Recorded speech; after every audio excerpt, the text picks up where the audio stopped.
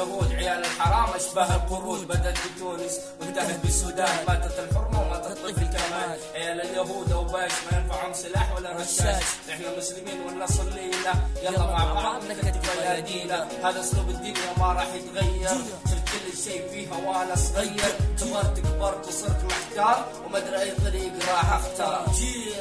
احنا كلنا اخوان، كلنا مسلمين، لها القتال في سوريا وفلسطين، اطفال بقوا يتامى، نساء بقت ارامل، ناس ماتوا بالرصاص، ناس ماتوا بالقنابل، شعارك محمد في قلوبنا اتربط، سوريا تحررت وبشرت اسد سقط، القتال ما بيفيد، طفل ما جاوز الشهر يقتل ما شهيد، الدول العربية بقت مذلة،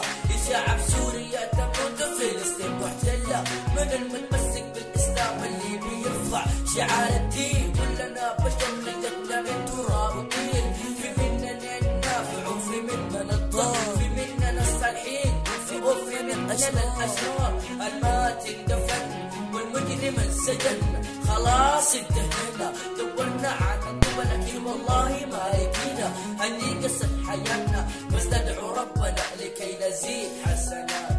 كم يتيم ترك الدراسة، كم يتيم أشوف عايش في كآبة، كم يتيم أشوفه ما هو حر، كم يتيم أشوف عايش في جحيم، كم يتيم يدخل في الإدمان، كم يتيم في إدمان الدخان، كم يتيم أنا أشوفه ضايع، كم يتيم متربي تربية شوارع، يتيم عايش بلا أم أو لا أب، تجري بهم الأيام والرياح تصب، تجمع الغيوم والسماء تصب والمطر ينتهي الغدر، والله قهر يصحي الله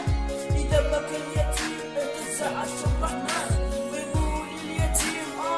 أين الحنان، ونحن نقول أنت لست خسران، حتى إذا فقدت واحد أم اثنان، الجميع مع عقلك تعس بالأمان. فلسطين اشتكينا اليوم انكم يا مسلمين يفيقوا عننا البيوت، كم مرة نقول احنا عزة الدين، اصبحنا اشلاء لطريق المسجد، لكن السؤال الوحيد وين الامل، يا ترى من زمان صلاح الدين هو الاصل، وعزة المسلم محفورة في القلوب، اليهود يكونوا مقتلين وهذا يكون المغرور، هل تظنون